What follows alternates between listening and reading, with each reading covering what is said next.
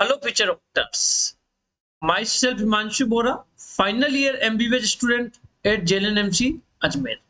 आज की वीडियो में अपन बिहार की स्टेट काउंसलिंग पे बात करेंगे कि एडमिशन प्रोसेस किस तरीके से होता है, नंबर ऑफ सीट्स क्या है गवर्नमेंट और प्राइवेट में, फीस स्ट्रक्चर क्या है, बिहार के जो कॉलेजेस है उनका, नीट 2023 की कट ऑफ क्या गई थी, हर एक कैटेगरी की बात करेंगे और 2024 में एक्सपेक्टेड कट ऑफ क्या जा सकती है बोथ गवर्नमेंट एंड प्राइवेट की।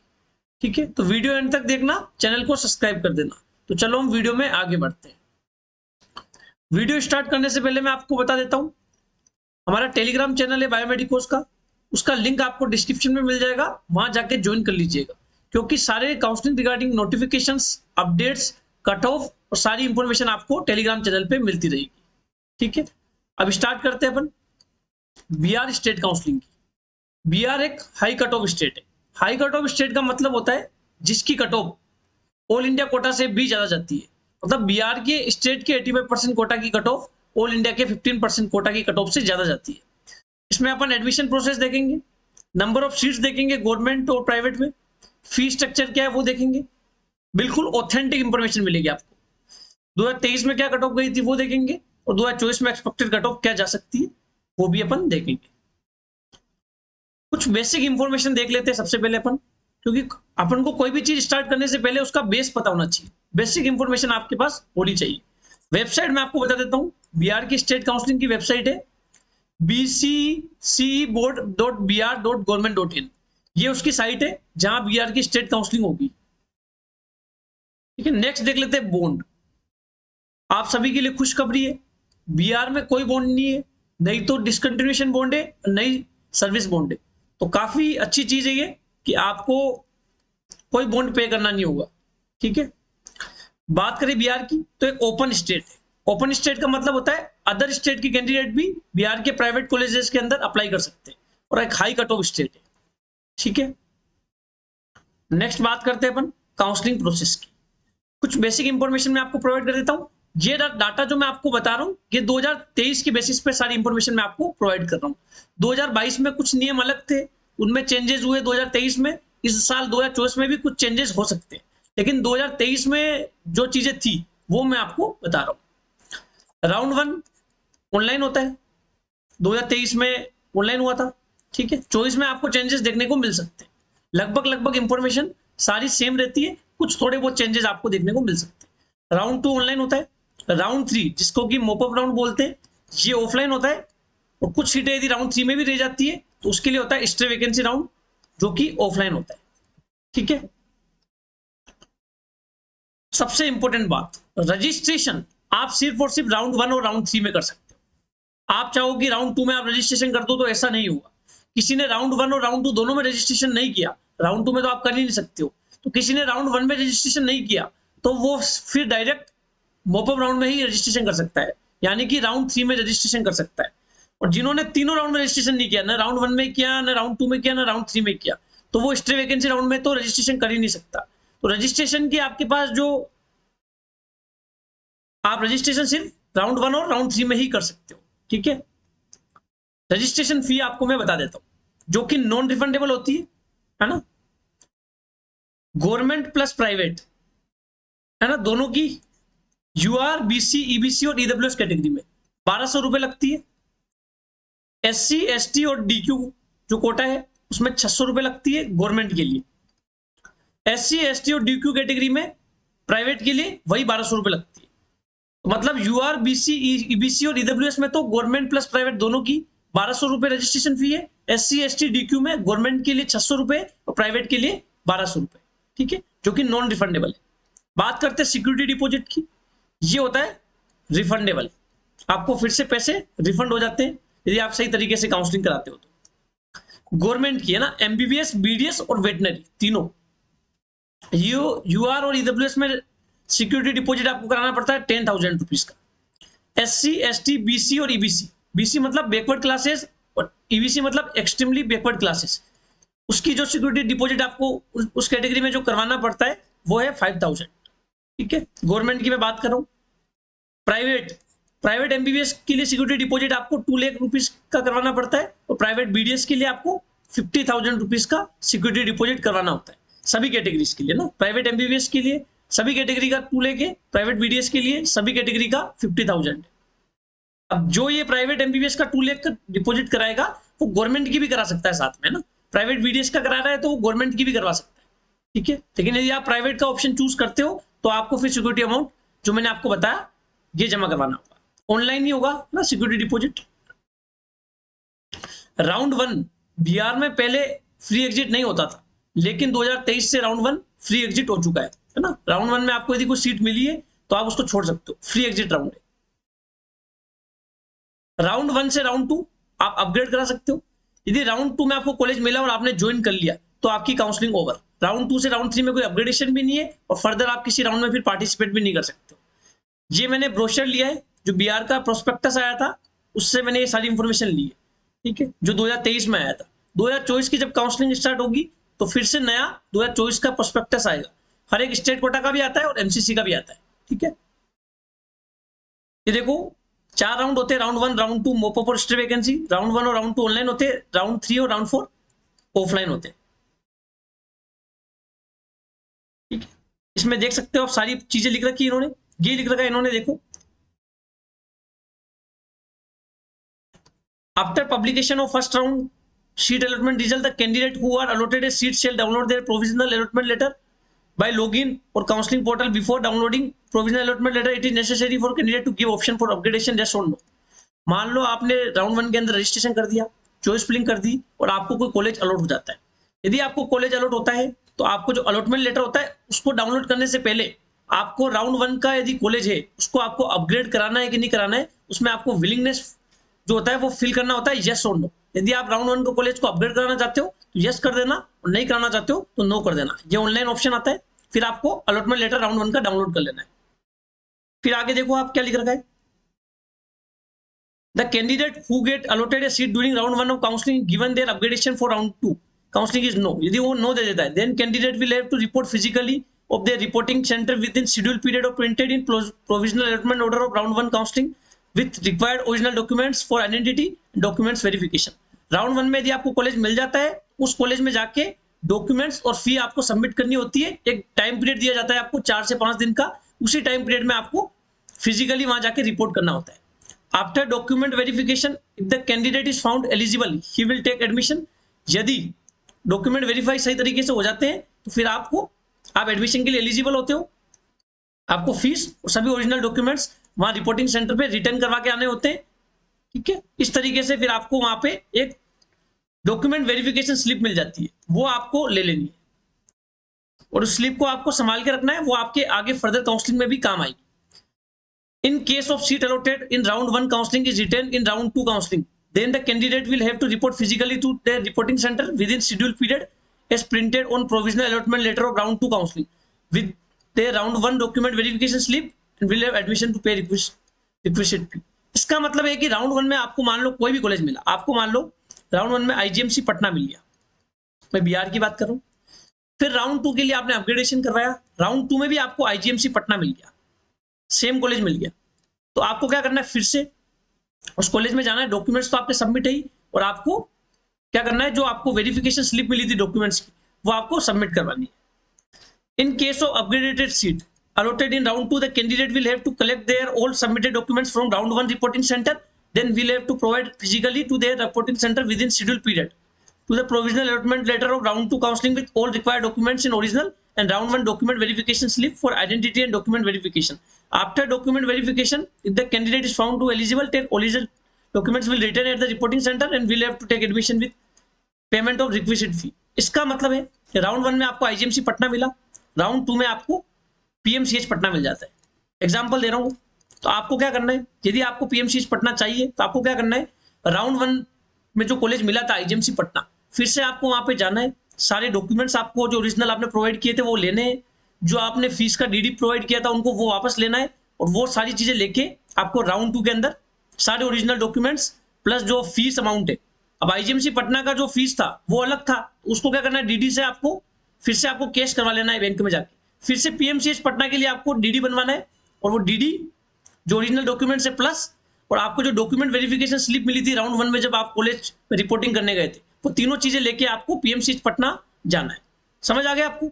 मैं एग्जांपल दे रहा हूँ, यदि आईजीएमसी पटना आपको राउंड 1 में मिला है और राउंड 2 में पीएमसीएच पटना मिल रहा है, तो ये है ना, जैसे जैसे आपको जो कॉलेज मिलेगा उस कॉलेज में जाके आपको रिपोर्टिंग करनी है। फिर देखो आप अगला है, the candidate who got allotted a seat during round 1 counselling and given their upgradation for round counseling is yes or no, but due to any reason did not reported physically to their reporting center within scheduled period as printed on provisional allotment letter of round 1 counseling with all required documents in original for identity and document verification, then in such case the round 1 allotted seat will be cancelled and will not consider for upgradation in round 2 counseling.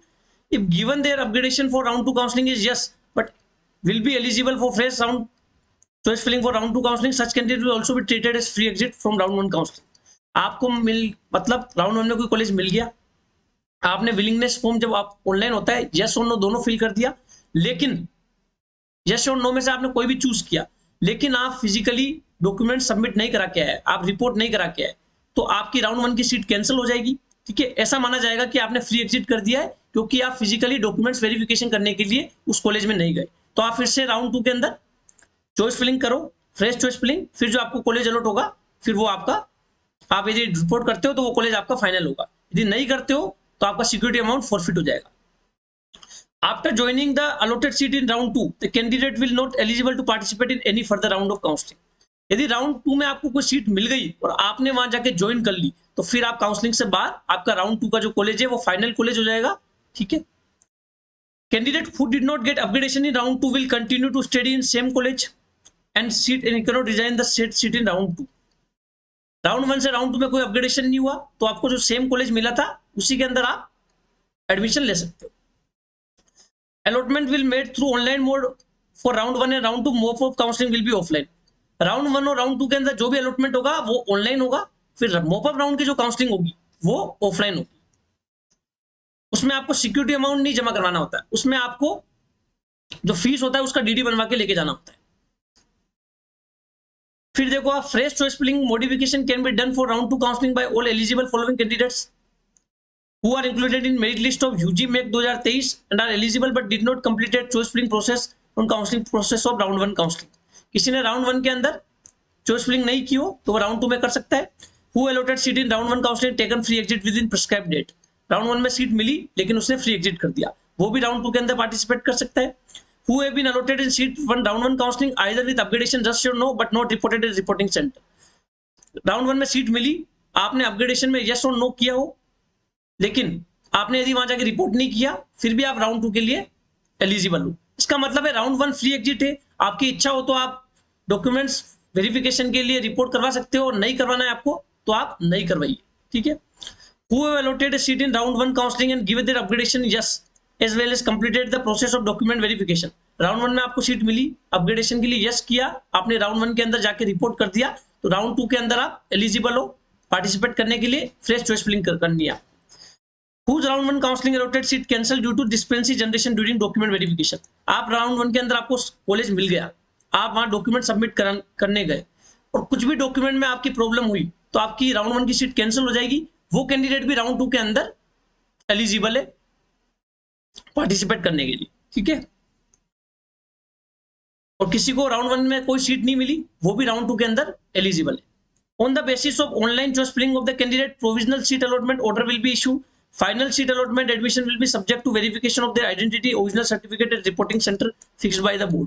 है ना, आपको फिर से आपको कोई seat मिलती है तो आपको इंस्टीट्यूट में जाके जो कॉलेज आपको मिलता है वहां जाके आपको फिजिकली डॉक्यूमेंट्स को वेरीफाई कराना है और रिपोर्ट करना है।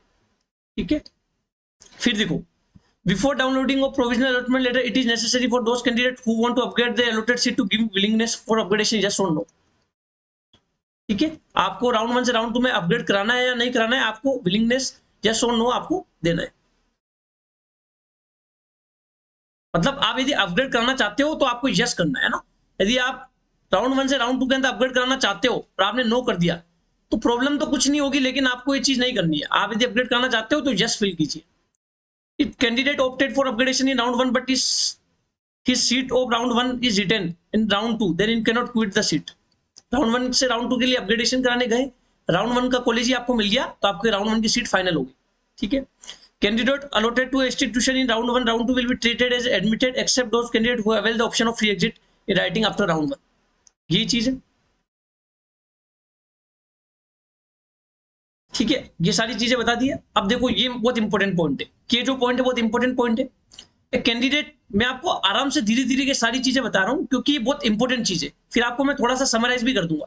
A candidate who has filled his choice online for UGMEC 2023 counseling with the prescribed period and could not get any either seat in round 1, round 2 of the UGMEC 2023 counseling or has taken admission either through round 1 or round 2 counseling, then his security deposit will be credited in his bank account from which he is deposited in same after the end of all round of counseling. Only such candidates are eligible for mop-up round counseling. They are not admitted in any medical dental college due to 2023 का perspective है, इसलिए 2023 लिखा हुआ है। इसका मतलब है आपको राउंड 1 और राउंड 2 में कोई कॉलेज नहीं मिला, ठीक है।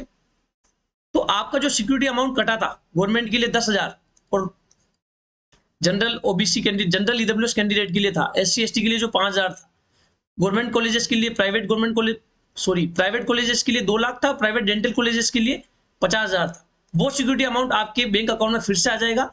और वो किस अकाउंट में आएगा? जिस अकाउंट से वो पैसे कटे। तो आप कभी यदि ई मित्र पे जाके यदि ये सारी चीजें करवाते हो ना, रजिस्ट्रेशन वगैरह ऑनलाइन करवाते हो, पेमेंट जो है वो ऑनलाइन करवाते हो, तो बैंक अकाउंट की डिटेल्स अपनी ही फिल करना।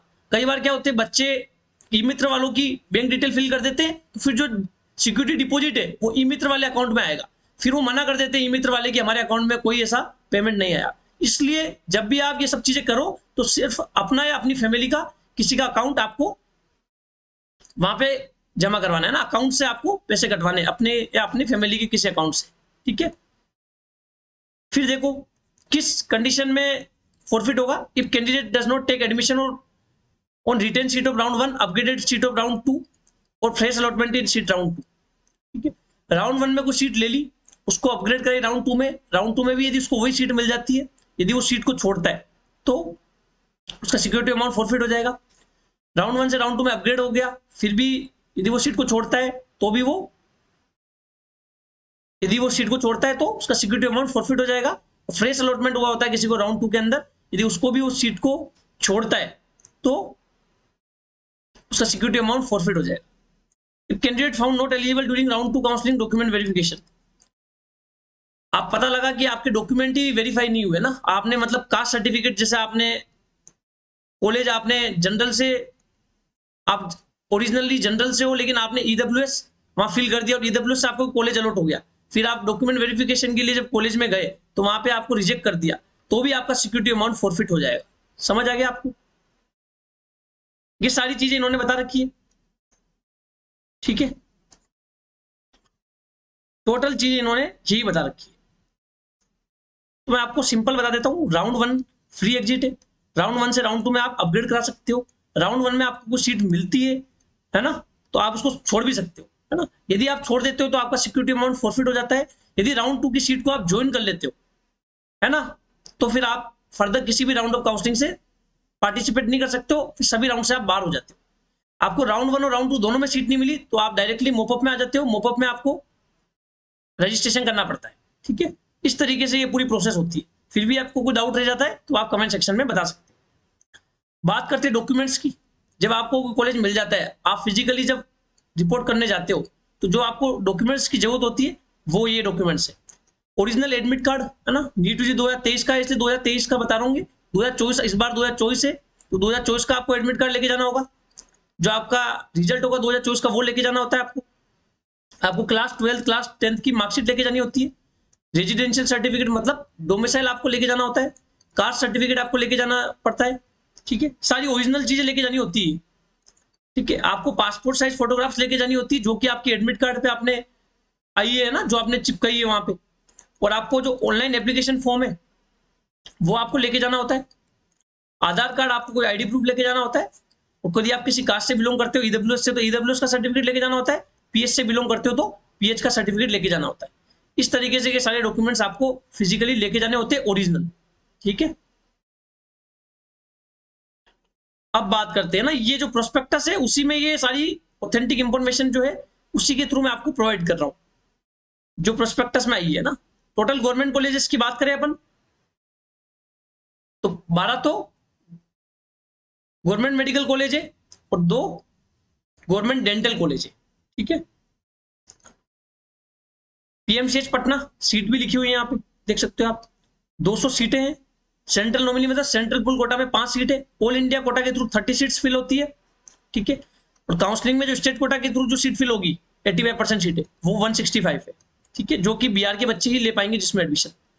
जो डीएमसी दरभंगा मेडिकल कॉलेज में 120 सीट्स है, 5 सेंट्रल नॉमिनी के लिए, 18 ऑल इंडिया कोटा में आती है, 97 सीट स्टेट कोटा से फिल होती है। भागलपुर के मेडिकल कॉलेज में 120 सीट है, 4 सेंट्रल नॉमिनी के लिए, ऑल इंडिया कोटा से 18 सीट फिल होती है और 98 सीटें स्टेट कोटा में आती है। इस तरीके से सारी सीटें इन्होंने लिख रखी है, ठीक है। तो टोटल अपन देख सकते हैं 2 डेंटल कॉलेज है, पटना डेंटल कॉलेज और गवर्नमेंट डेंटल कॉलेज नालंदा, एक में 40 सीट्स है, एक में 100 सीट्स है, ठीक है। टोटल जो मेडिकल प्लस डेंटल की सीटें 1630 है। स्टेट कोटा में जितनी सीटें पार्टिसिपेट करती है वो है 1151, ठीक है। 2023 में खुला था गवर्नमेंट मेडिकल कॉलेज पूर्णिया, है ना। प्राइवेट कॉलेज की बात कर लेते हैं अपन। टोटल 8 प्राइवेट मेडिकल कॉलेज है ना बिहार के अंदर, जो कि एक बिहार एक ओपन स्टेट है, तो अदर स्टेट के कैंडिडेट भी बिहार की काउंसलिंग में पार्टिसिपेट कर सकते हैं। टॉप कॉलेज ऑफ बिहार का जो प्राइवेट वो है कटिहार मेडिकल कॉलेज, दूसरा है माता गुजरी मेमोरियल मेडिकल कॉलेज किशनगंज, फिर नारायण मेडिकल कॉलेज सासाराम, फिर Lord Buddha Koshi medical college Saharsa, फिर मधुबनी मेडिकल कॉलेज मधुबनी, फिर नेताजी सुभाष चंद्र मेडिकल कॉलेज बिहिता, फिर Shri Narayan medical institute Saharsa, RDJM medical college Muzaffarpur. ये टोटल 8 प्राइवेट मेडिकल कॉलेज है। इनमें से देखो आपको 2 मेडिकल कॉलेज जो है वो मुस्लिम माइनॉरिटी कॉलेज है, आप देख सकते हो। एक है कटिहार मेडिकल कॉलेज, मतलब कटिहार मेडिकल कॉलेज में 75% सीटें जो है 75 सीट जो है, यानी कि जो 150 की 75 सीट से 50% सीट वो मुस्लिम माइनॉरिटी के लिए रिजर्व है। दूसरा है मधुबनी मेडिकल कॉलेज, इसमें भी 75 सीट जो है मुस्लिम माइनॉरिटी के लिए रिजर्व है, 50% सीटें मुस्लिम माइनॉरिटी के लिए रिजर्व है, ठीक है। एक कॉलेज सिख माइनॉरिटी के लिए रिजर्व है, जो कि माताजी गुजारी मेमोरियल मेडिकल कॉलेज किशनगंज, इसमें से 100 में से 30 सीटें जो है वो सिख माइनॉरिटी के लिए रिजर्व है, ठीक है। बाकी की 70 सीटों के अंदर एडमिशन ले सकते हो। 70 में से 15 जो सीट है वो एनआरआई के लिए रिजर्व है, तो 55 सीटों पे आप एडमिशन ले सकते हो, चाहे बिहार की कैंडिडेट हो चाहे नॉन बिहार कैंडिडेट हो आप, ठीक है। सिर्फ प्राइवेट कॉलेजेस के लिए जो नॉन बिहार कैंडिडेट पार्टिसिपेट कर सकते हैं, गवर्नमेंट कॉलेजेस के लिए आपको सिर्फ और सिर्फ जो बिहार के कैंडिडेट्स है वही स्टेट के 85% कोटा के लिए पार्टिसिपेट कर सकते हैं। डेंटल कॉलेज 4 है ना, यहाँ सीटें लिखी हुई है, ठीक है। अब बात कर लेते हैं फी स्ट्रक्चर की। एम्स पटना जिसकी 100% सीटें ऑल इंडिया की 15% कोटा से फिल होती है, 2012 में एस्टेब्लिश हुआ था। फीस जो है 5856 कंप्लीट एमबीबीएस की, है ना, जिसमें हॉस्टल फीस भी इंक्लूडेड है। अब बात करते हैं स्टेट कोटा के ना। एम्स पटना की तो 100% सीटें ऑल इंडिया के 15% कोटा से फिल होती है। Patna medical college and hospital जो कि बिहार स्टेट का टॉप मोस्ट कॉलेज है, 1925 में एस्टेब्लिश हुआ था। आप मान के चल सकते हो 100 साल पुराना मेडिकल कॉलेज है। 28,800 इसकी फीस है। आप देखोगे इंटरनेट पे 6,000 रुपए इसकी फीस होती है, वो ट्यूशन फी होती है। ये जो फीस है इसमें हॉस्टल फीस भी इंक्लूडेड है ना। Hostel fees plus tuition fees plus जो भी फीसेज है सारी इसमें इंक्लूडेड है। और मैं आपको ये बता दूं, ये 2023 की फीस है, 2024 में आपको थोड़े बहुत चेंजेस देखने को मिल सकते हैं। समझ आ गया। आईजीएमसी पटना की जो फीस है थोड़ी सी ज्यादा है, 2011 में एस्टेब्लिश हुआ था, 1,10,000 पर ईयर फीस है ना। ये जितनी भी फीस है वो पर ईयर है। नेक्स्ट कॉलेज है नालंदा मेडिकल कॉलेज पटना, 1970 में एस्टेब्लिश हुआ था, 40,800 पर ईयर इसकी फीस है, जिसमें hostel fees plus tuition fees और सारी फीस इंक्लूडेड है। दरभंगा मेडिकल कॉलेज 1946 में एस्टेब्लिश हुआ था, 40,800 इसकी पर ईयर फीस है। जेएलएन मेडिकल कॉलेज भागलपुर 1971 में एस्टेब्लिश हुआ था, 40,800 इसकी फीस है per year. Vardhaman institute of medical science Pawapuri Nalanda 2013 में एस्टेब्लिश हुआ था, 40,800 इसकी पर ईयर फीस है। मुजफ्फरपुर के अंदर जो कॉलेज है 1970 में एस्टेब्लिश हुआ था, 40,800 इसकी पर ईयर फीस है, ठीक है। गया का जो मेडिकल कॉलेज है 1970 में एस्टेब्लिश हुआ था, 40,800 इसका पर ईयर फीस है। जीएमसी बेतिया 2013 में एस्टेब्लिश हुआ था, 40,800 इसकी फीस है। JKT medical college and hospital Madhepura 2020 में ही एस्टेब्लिश हुआ है, नया मेडिकल कॉलेज है, 40,800 इसकी फीस है। ईएसआईसी मेडिकल कॉलेज बिहिता 2021 में एस्टेब्लिश हुआ था, 1 लाख रुपए इसकी फीस है पर ईयर। हर एक ईएसआईसी मेडिकल कॉलेज की 1 लाख रुपए पर ईयर फीस होती है। फिर जीएमसी पूर्णिया जो कि 2023 में एस्टेब्लिश हुआ था, 40,800 इसकी फीस है per year. Private medical college की फीस भी देख लेते हैं अपन। रेफरेंस क्या है इसका, जो 2023 की बिहार की जो स्टेट काउंसलिंग की ऑफिशियल साइट है उस पर जो ब्रोशर आया था उसके थ्रू मैं आपको बता देता हूँ क्या फीस है ना, एग्जैक्ट आपको मैं बता देता हूँ,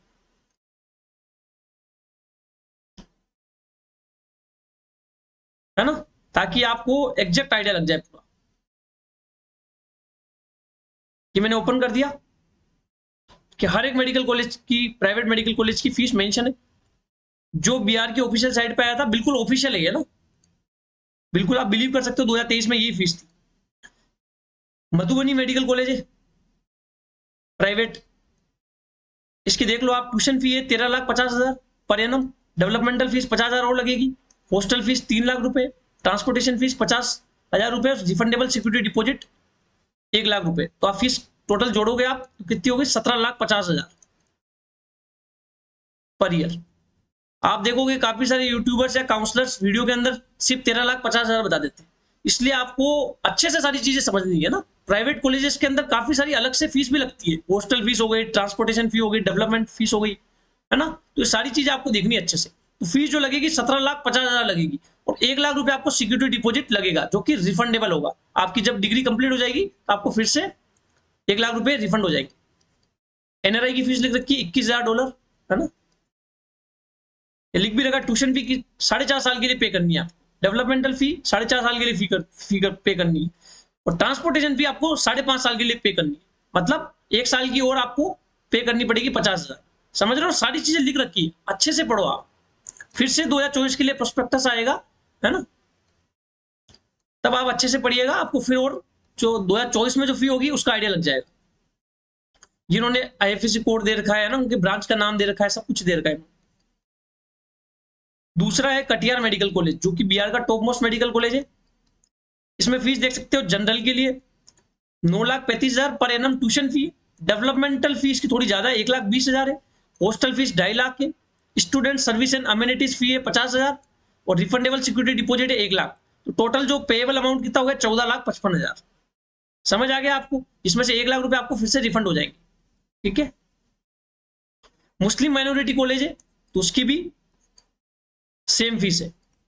एनआरआई कैंडिडेट्स के लिए यूएसडीटी $25,000 पर ईयर।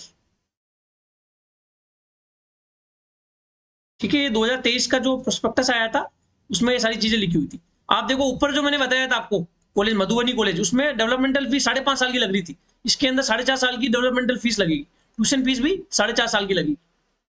लेकिन देखो आप 5.5 साल की लगेगी हॉस्टल फी। समझो, सारी चीजें इन्होंने लिख रखी है प्रॉपर। आपको बैंक गारंटी बॉन्ड के बारे में लिख रखा है ना, किस तरीके से फीस जमा करानी है आपको,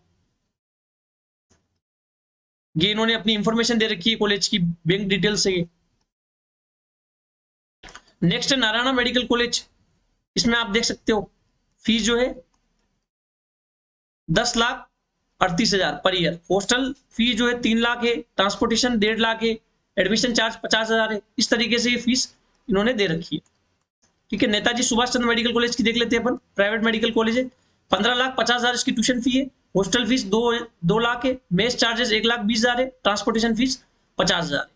सिक्योरिटी अमाउंट आपको 2 लाख रुपए देना होगा, जो वन टाइम है और रिफंडेबल है। जब आपकी डिग्री कंप्लीट हो जाएगी तो आपको फिर से ये रिफंड हो जाएंगे।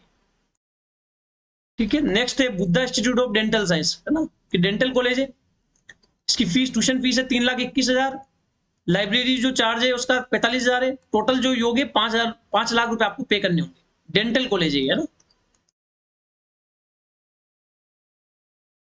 ठीक है, इस तरीके से सारी फीस मैं आपको बता चुका हूं कि डेंटल साइंस का एक और गवर्नमेंट प्राइवेट डेंटल कॉलेज है ना। मैंने आपको बताया था ना 4 प्राइवेट डेंटल कॉलेज है, doctor B R Ambedkar institute of dental sciences, इसकी फीस इन्होंने दे रखी 3,33,000 रुपए पर ईयर लगेगी।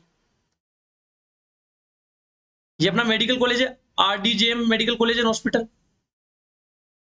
इसमें देख सकते हो 10 लाख तो ट्यूशन फी है, डेवलपमेंटल फी 1 लाख है, हॉस्टल फी 3 लाख है, स्टूडेंट सर्विसेज एंड अम्यूनिटी फी है 1 लाख, सिक्योरिटी डिपॉजिट 2 लाख। तो आप देख सकते हो कितने देने पड़ेंगे आपको, 15 लाख रुपए तो आपको रेगुलर हर साल देने पड़ेंगे, और एक बार आपको फर्स्ट ईयर के 2 लाख रुपए सिक्योरिटी डिपॉजिट और देने होंगे, मतलब 17 लाख रुपए आपको देने होंगे। ट्यूशन फी जो है 4.5 साल के लिए, डेवलपमेंटल फी 4.5 साल के लिए, हॉस्टल फी 5.5 साल के लिए चार्ज की जाएगी, और स्टूडेंट सर्विस एंड एमिनिटीज फी भी 5.5 साल के लिए चार्ज की जाएगी। ये सारी चीजें इन्होंने लिख रखी है अच्छे से। Shri Narayan medical institute hospital की फी लिख रखी है इन्होंने ट्यूशन फी 1 साल की 13 लाख, ठीक है, लगेगी। अकोमोडेशन चार्जेस लिख रखे हैं, टोटल 16 लाख रुपए लगेंगे, ठीक है। ये जब इस साल 2024 की काउंसलिंग होगी, फिर से बिहार की जो स्टेट काउंसलिंग की ऑफिशियल साइट होगी उस पर ये प्रोस्पेक्टस भी नया आएगा, प्लस ये प्राइवेट कॉलेजेस की फीस में यदि कुछ चेंजेस होंगे वो भी वो आपको वहां दिख जाएंगे। इस तरीके से सारी फीस मैं आपको बता चुका हूं। फिर से अपन वीडियो पे बढ़ते हैं आगे। अब बात करते हैं 2023 में क्या कट ऑफ गई थी। अपन बात करेंगे स्टेट के 85% कोटा की, मतलब जो बिहार की कैंडिडेट है लास्ट कट ऑफ की अपन बात करेंगे, लास्ट राउंड की ना, लास्ट राउंड में स्टेट के 85% कोटा से जो लास्ट कट ऑफ गई थी गवर्नमेंट कॉलेज की अपन बात करेंगे। 2023 में थोड़ी सी कट ऑफ कम चली गई थी, क्यों? क्योंकि अधिकतर बच्चों ने ऑल इंडिया के राउंड 3 से कॉलेज ले लिया था, इसलिए थोड़ा नीचे तक मिल गया। जनरली बिहार की कट ऑफ थोड़ी ज्यादा रहती है ना, क्योंकि बिहार एक हाई कट ऑफ स्टेट है। यूआर में जो कट ऑफ गई थी ऑल इंडिया रैंक 22,886, 611 मार्क्स पे अलॉट हुआ था लास्ट कॉलेज। बीसी कैटेगरी में 611 पे अलॉट हुआ था, ऑल इंडिया रैंक 22,586। ईबीसी मतलब एक्सट्रीमली बैकवर्ड क्लासेस 612 मार्क्स पे अलॉट हुआ था ईबीसी कैटेगरी में। आरसीजी कैटेगरी में रिजर्वेशन फॉर गर्ल्स 618 मार्क्स पे अलॉट हुआ था। ईडब्ल्यूएस कैटेगरी में 610 मार्क्स पे अलॉट हुआ था। एससी में 488 मार्क्स पे अलॉट हुआ था, ठीक है। एसटी में 464 पे अलॉट हुआ था, और डीक्यू मतलब जो फिजिकली हैंडीकैप्ड है उनके लिए 160 मार्क्स पे अलॉट हो गया था। ये ऑल इंडिया रैंक भी मैंने मेंशन कर रखी है। बात करते स्टेट कोटा की last cut off private college की। ऊपर जो मैंने आपको बताई है वो गवर्नमेंट कॉलेज की थी, अब ये प्राइवेट कॉलेज की मैं बता रहा हूं बिहार कैंडिडेट्स के लिए, ठीक है। बिहार और नॉन बिहार दोनों की सेम है ना। और बिहार के जो प्राइवेट कॉलेजेस उसमें कैटेगरी नहीं है, हर कैटेगरी की जो कट ऑफ है वो सेम है। समझ रहे हो आप मेरी बात? कटिहार मेडिकल कॉलेज जो कि बिहार का top most private medical college है, इसकी कट ऑफ लास्ट राउंड में 439 थी। 2023 की बात कर रहे हैं अपन। माता गुजरी मेमोरियल मेडिकल कॉलेज की 430 मार्क्स थी, ऑल इंडिया रैंक 1,46,000 पे अलॉट हुआ था। कट ऑफ राउंड 1 और राउंड 2 इसके अंदर लो थी। Narayana medical college and hospital Sasaram की लास्ट राउंड में जो अलॉट हुआ था वो ऑल इंडिया रैंक 1,57,000 पे हुआ था, 419 मार्क्स पे। लेकिन राउंड 1 में लगभग 300 के आसपास इसकी कट ऑफ थी। राउंड 3 के अंदर थोड़ी कट ऑफ बढ़ गई थी, ठीक है। लॉर्ड बुद्धा मेडिकल कॉलेज की भी राउंड 1 और राउंड 2 के अंदर 280 290 कट ऑफ थी, लेकिन राउंड 3 में बढ़ गई थी, ठीक है। बढ़ के कितनी हो गई? 408 हो गई थी। हर कैटेगरी की कट ऑफ सेम है बिहार के जो प्राइवेट मेडिकल कॉलेज है। मधुबनी मेडिकल कॉलेज में 118 कट ऑफ गई थी। श्री नारायण मेडिकल कॉलेज की 195 कट ऑफ गई थी। नेताजी सुभाष चंद्र बोस मेडिकल कॉलेज की 140 कट ऑफ गई थी। आरडीजेएम की 117 गई थी। मतलब आप देख सकते हो ऊपर के 3-4 जो मेडिकल कॉलेज है उनकी कट ऑफ ज्यादा जाती है। नारायणा, लॉर्ड बुद्धा, माता गुजरी मेमोरियल मेडिकल कॉलेज और कटिहार मेडिकल कॉलेज, इनकी कट ऑफ 300 प्लस जाती है, बाकी सबकी कट ऑफ 200 से कम ही रहती है, ठीक है। अदर स्टेट्स के लिए भी सेम कट ऑफ है, क्योंकि मैंने आपको बता दिया बिहार एक ओपन स्टेट है ना, यहाँ पे अदर स्टेट के कैंडिडेट भी पार्टिसिपेट कर सकते हैं, तो उनकी कट ऑफ भी सेम है ना, यही कट ऑफ है उनकी भी, ठीक है। देख सकते हो आप, आपके लिए भी सेम कट ऑफ है, हर कैटेगरी की कट ऑफ सेम है। इसमें ऐसा नहीं है कि जनरल की अलग है, ओबीसी की अलग है, ऐसा नहीं है। अब बात करते हैं नीट 2024 की एक्सपेक्टेड कट ऑफ। ये सवाल आपके मन में होगा कि आप यदि बिहार की कैंडिडेट हो तो आपको वहां का गवर्नमेंट कॉलेज स्टेट के 85% कोटा से कितने मार्क्स पे मिल सकता है, ठीक है। एक्सपेक्टेड कट ऑफ मैं आपको बताऊंगा। यूआर में 620 प्लस मार्क्स है आपके, तो कॉलेज आपको मिल सकता है, बाकी अभी कुछ श्योर नहीं है। जब आपकी ऑल इंडिया रैंक आएगी तभी अपन श्योर बता पाएंगे। एक्सपेक्टेड मैं बता रहा हूं, आपको फ्लक्चुएशन देखने को मिल सकते हैं। हो सकता है 620 की जगह 630 भी जा सकती है, क्योंकि अभी तक अपने पास ऑल इंडिया रैंक नहीं है। जब ऑल इंडिया रैंक आएगी तब अपन क्लियर बता पाएंगे। बीसी में 620 प्लस जा सकती है, ईबीसी में 620 प्लस जा सकती है, आरसीजी में 623 प्लस जा सकती है, ईडब्ल्यूएस में 619 प्लस जा सकती है, एससी में 505 प्लस जा सकती है, एसटी में 485 प्लस जा सकती है, और डीक्यू के अंदर 200 प्लस जा सकती है।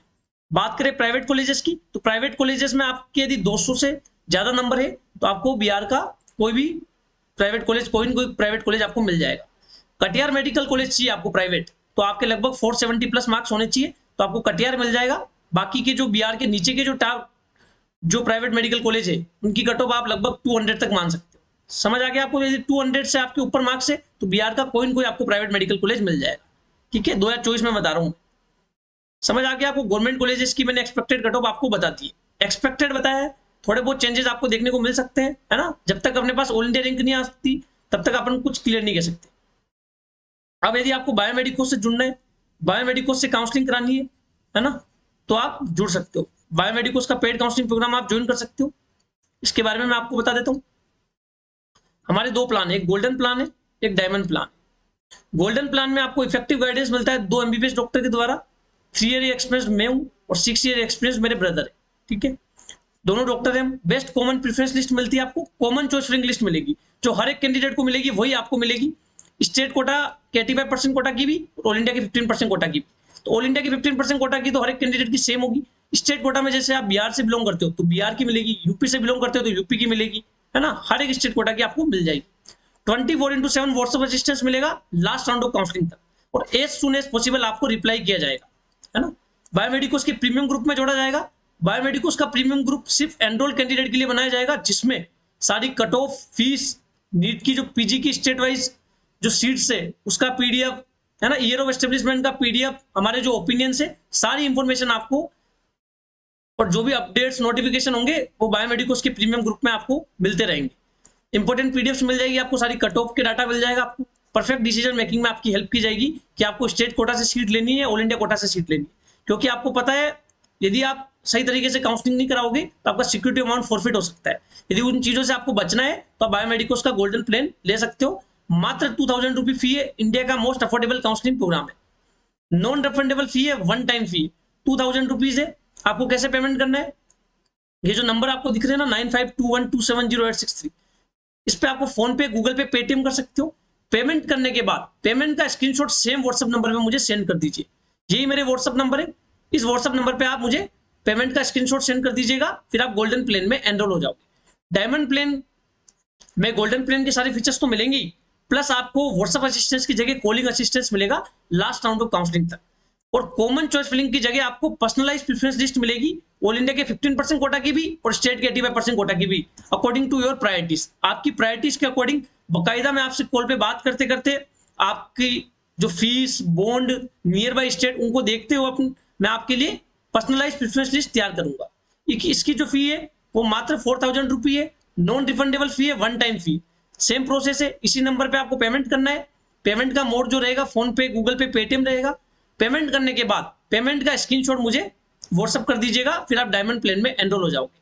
ठीक है, फिर ये आपको नोट में बता देता हूँ, सीट अलॉटमेंट जो होता है वो आपकी मार्क्स और आपकी ऑल इंडिया रैंक के थ्रू होता है ना। एक काउंसलर आपको कॉलेज नहीं दिलाता, आपको कॉलेज आपकी मार्क्स और आपकी ऑल इंडिया रैंक दिलवाती है। काउंसलर का एक गाइडेंस जो होता है उसके थ्रू क्या होता है, आप एक डिजर्विंग जो मेडिकल कॉलेज आप डिजर्व करते हो वो मेडिकल कॉलेज आपको मिल पाता है। ठीक है, सारी चीजें मैंने आपको बता दी है। टेलीग्राम चैनल का लिंक डिस्क्रिप्शन में, वहां जाके ज्वाइन कर लीजिएगा, वहां आपको सारे नोटिफिकेशंस, अपडेट्स मिलते रहेंगे। ठीक है, वीडियो आपको अच्छा लगा हो तो वीडियो को लाइक करना, कमेंट करना, चैनल को सब्सक्राइब कर देना। मिलते हैं किसी अगले वीडियो में। Thank you so much.